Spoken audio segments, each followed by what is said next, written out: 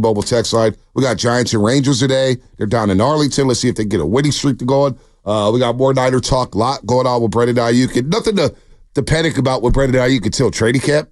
I'm not going to freak out right now at mini camp. It is surprising Niners got these extensions, though, but there is a Brendan Ayuk conversation. And the more and more I think about it, the more and more they need Brendan Ayuk to try to win a Super Bowl this season. The more playmakers, the better. I always thought that you could squeeze one more year out of these two guys. Mashasky, what up, man? What's going on? Nothing. Obviously, you're going to look at the final score, and a lot of people are going to say that was a ho-hum game. But I thought there was a lot. I thought there was a lot coming out of that. Jaylen Brown pressuring the ball, just simple things like pressuring the ball and taking accountability on the defensive end. I think that's one thing that has really endeared NBA fans to Anthony Edwards. Jaylen Brown is a guy, we could talk about how much he's making, but in terms of the player he's turned himself into coming out of Cal, I just don't know who saw this coming in terms of his growth every single year. His body he's got a great, physique, and the way that he utilizes his chest defensively, I thought he got up into Luka, and they kind of gave you, and it's different, but the same thing Draymond said when they were facing Jokic many moons ago in 2022. I'll let Jokic get buckets, but I'm not going to let Jokic get everyone else going and get buckets. You got to turn the faucet off somewhere. And I thought they did a great job just basically making Luka a scorer and not a passer. Yeah, they pressured the ball. That's a great point there. And I think Kyrie and Luka, they were taking some quick shots, especially Kyrie Irving. He didn't have it rolling. He may have to slow it down just a little bit. Just a little bit to try to slow the game down and shorten the game, shrink the game, if you know what I mean. Kind of like in football where you go on these 8-minute drives and you're running the ball and you're taking the air out the football and you're trying to limit the possessions of the other team. Dallas may have to do that in this series because with the 5 out that the Boston Celtics employ offensively and Kristaps Porzingis shooting over everybody, getting the switch, and they ran with Horford and Porzingis, which I didn't think would work in the series. And they nullified the alley-oops that Dallas made famous in the Western Conference Finals and against Oklahoma City. They took Lively away. Gafford was non-existent at times.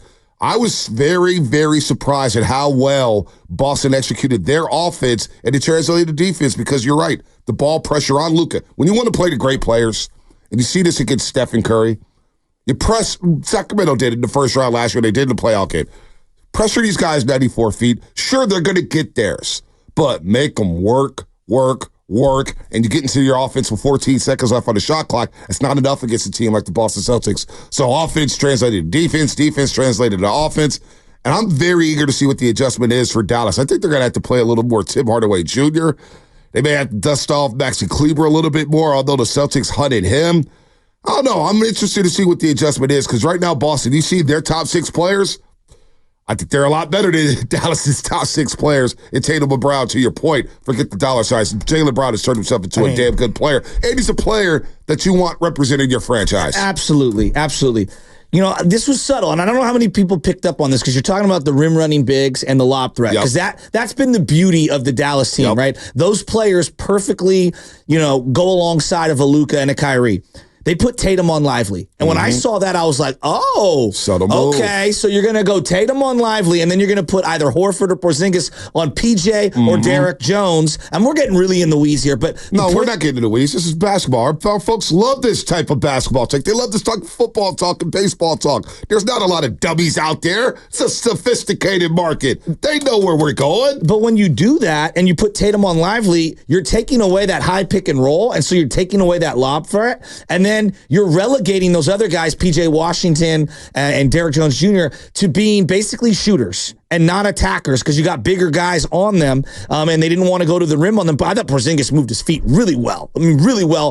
Yesterday defensively. But the Tatum on Lively move. So you're asking, what's the adjustment? And I'm thinking, yes, going slower, but usually if you take away the high pick and roll, well, you could still do the high pick and roll, but you need another screen to free up your big. So are they going to go that deep into it and go, hey, here comes the high pick and roll, and then here comes another back screen to get another player to get Tatum off the big? I don't know. There's going to be some chess pieces here by Jason Kidd. The other thing that I was thinking about, and it's just Kyrie was relegated to being your turn, my turn. Yep.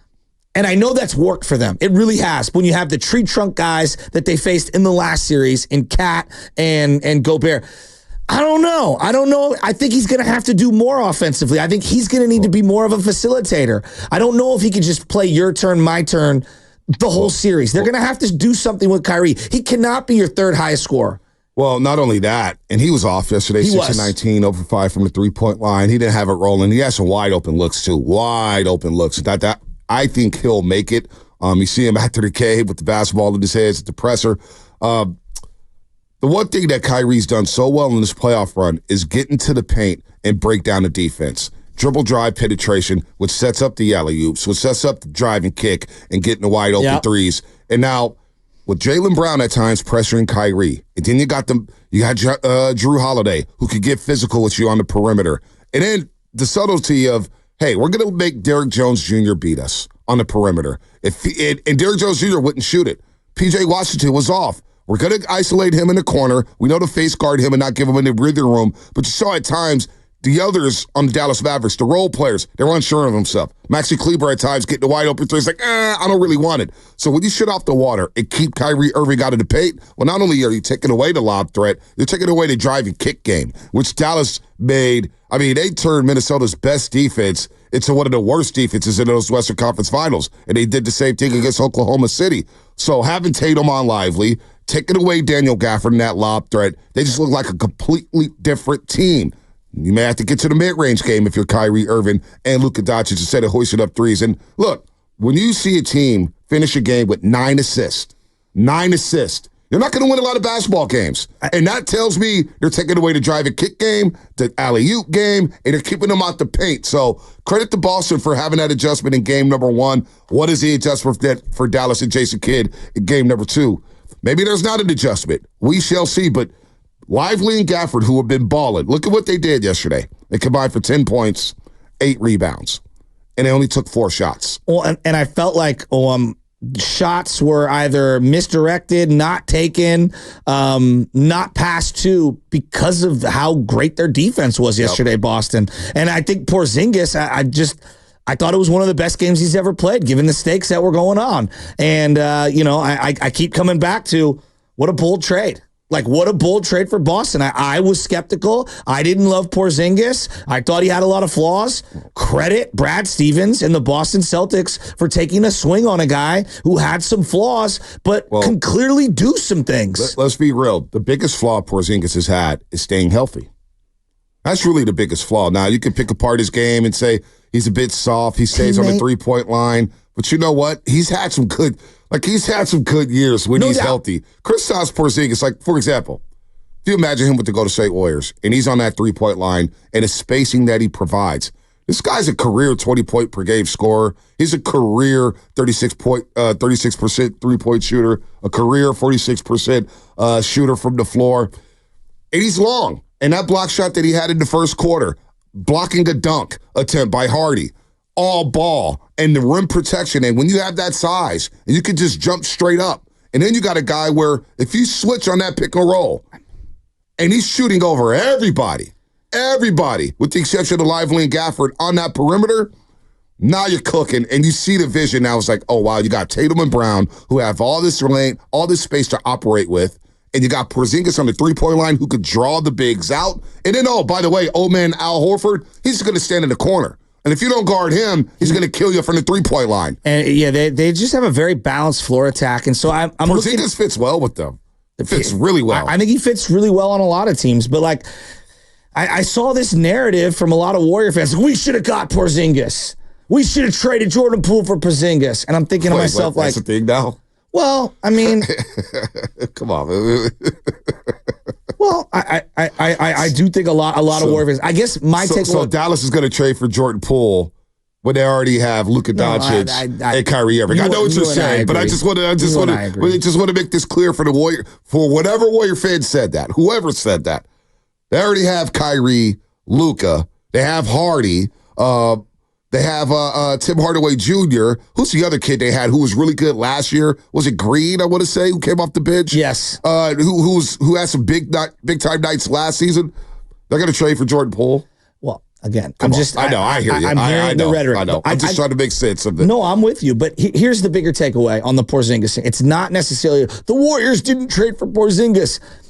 It's twofold. The first one, be careful what you trade Andrew Wiggins for because of the perimeter defense yesterday and the ability to switch across the board and just hound someone. He does bring something to the table. The second part, whatever you bring into the door for the Warriors, you're going to have to take a bold swing. That guy's going to have a character flaw. He's going to have a flaw in his game. There's going to be some reason why that guy is on the block. And so I'm just looking at it from just, if you look at both teams right now, PJ Washington was saddled into a bad situation in Charlotte right before the trade. Nobody knew he would be what he is. Gafford, same thing. These are not perfect players, but good players, and they found a home because they've minimized whatever their weaknesses are and maximized their strength. Kyrie, no one wanted to touch him, right? And they took a swing on it, and they've benefited from it.